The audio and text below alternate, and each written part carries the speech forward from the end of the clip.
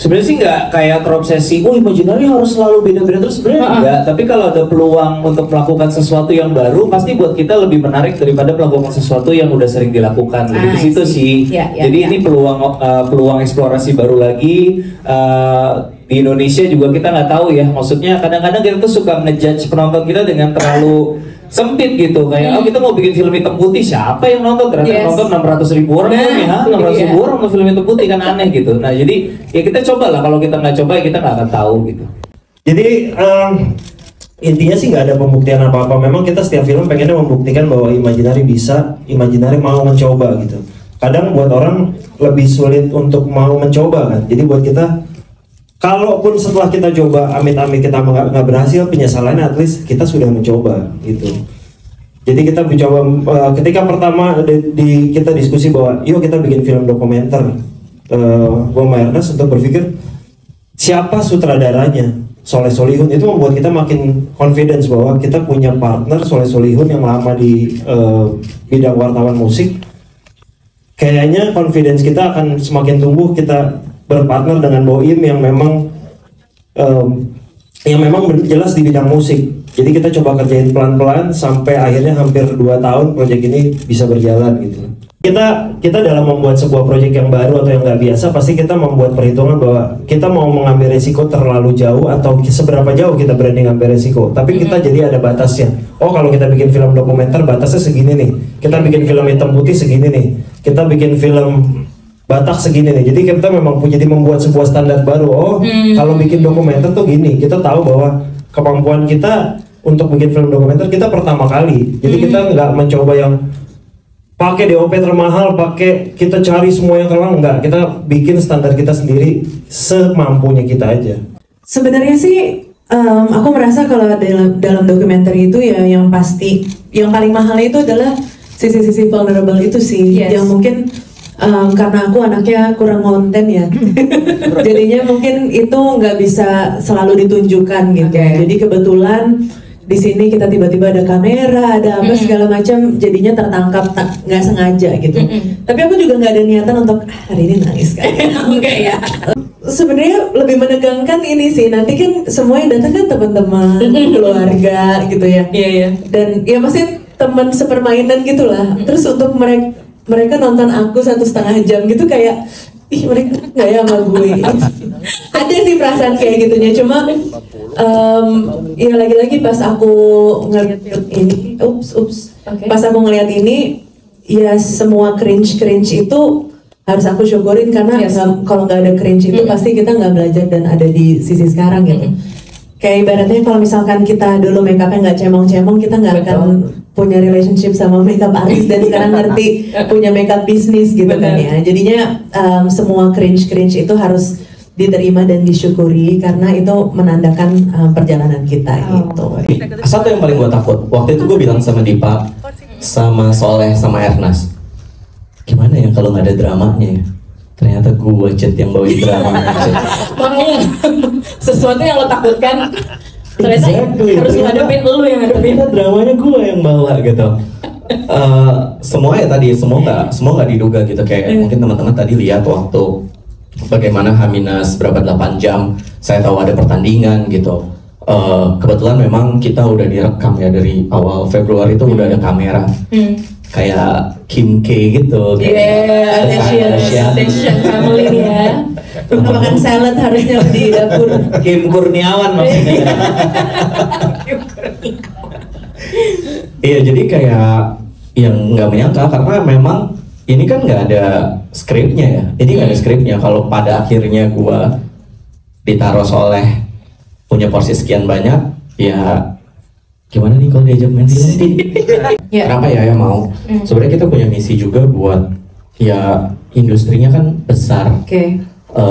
Bener tadi kata ya dari satu orang Raisa yang teman-teman lihat, yang teman-teman cover gitu, ternyata kan ada wujud Raisa atau DNA Raisa lain yang bekerja di balik nama Raisa ini kan.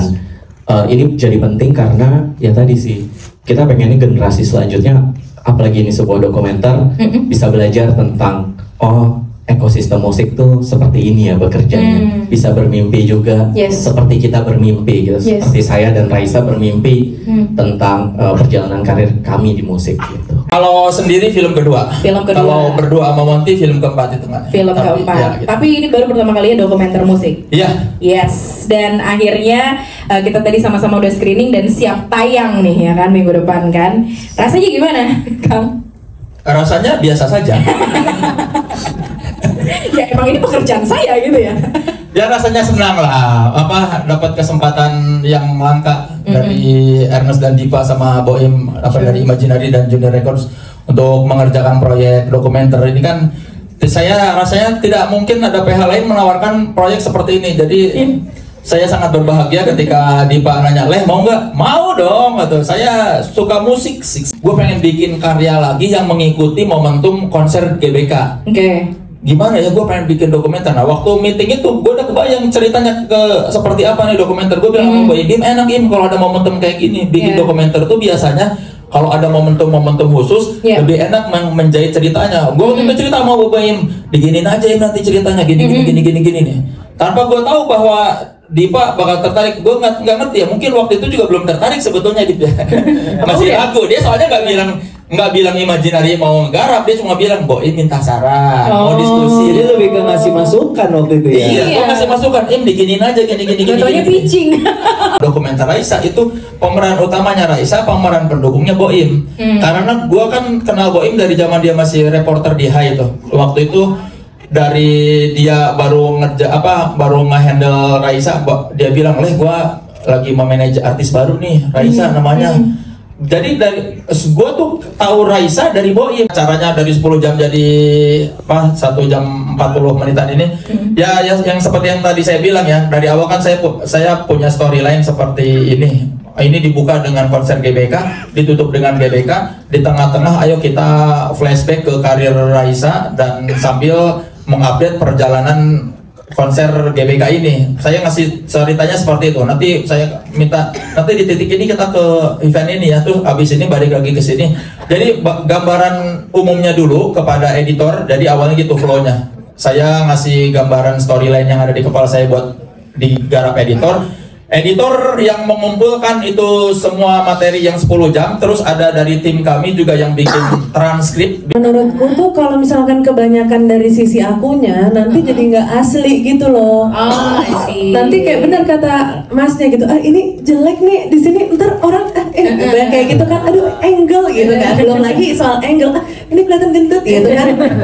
Jadi gue nggak mau kebanyakan kayak gitunya, makanya gue alasan doang. Makanya gue nggak mau nonton sering-sering filmnya dan di editingnya juga nggak terlalu pengen ikut campur gitu. Toh Boim tuh udah pasti tahu apa yang gue suka nggak suka. Jadi pokoknya apa Boim tuh pasti gue 90% bakalan setuju. Tapi juga kalau pas dari cut 1 tuh kan gue ngasih saran banyak. Oh ini ada nih, gue ingat ada footage-nya.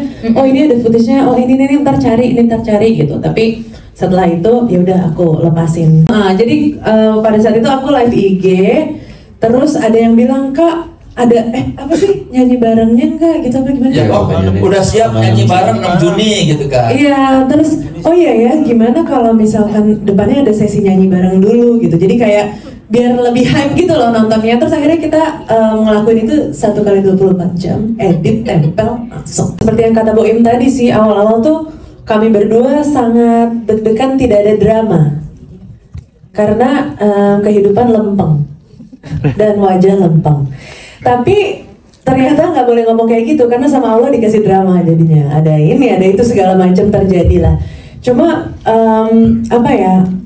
menurut aku sih ya emang perspektifnya datang dari Kang Soleh gitu, dari Kang Soleh, dari Imaginary yang kayak ngelihat mungkin orang tuh yang pengen diketahui tentang aku tuh apa sih gitu, footage yang pengen dilihat tuh apa sih, angle yang pengen diketahui orang tuh apa sih, itu sesuatu yang aku nggak mungkin tahu dari sisi aku sendiri gitu, karena sangat sulit untuk melihat diri aku sendiri dari kacamata orang ketiga gitu, dari kacamata luar. Makanya itu aku ngebiarin mereka ya udah ngulik, ya udah cari footage segala macem ayo gitu, biar benar-benar tercapai nih objektifnya, benar-benar tercapai apa yang orang pengen lihat dari kehidupan aku yang di balik panggung gitu. Setiap kali aku membuat suatu event ataupun ngeluarin sebuah karya, itu tuh pasti harap-harap cemas teman-teman media masih dukung aku nggak ya sampai selama ini gitu, dan ternyata masih datang terus, masih full terus. Jadi terima kasih buat rekan-rekan media yang selalu ada untuk semua project-project aku. Kebetulan yang sekarang projectnya adalah sebuah film, jadi agak sedikit beda tapi tetap ada musiknya juga. Jadi aku minta dukungannya sekali lagi untuk pemberitaannya, dan semoga teman-teman juga senang tadi nonton filmnya, bisa mungkin bisa merasa relate ataupun bisa ya pokoknya adalah yang bisa diambil dari film ini. Dan pastinya satu hal yang aku pengen teman-teman ngerasa setelah nonton film ini, jatuh cinta sama Boim.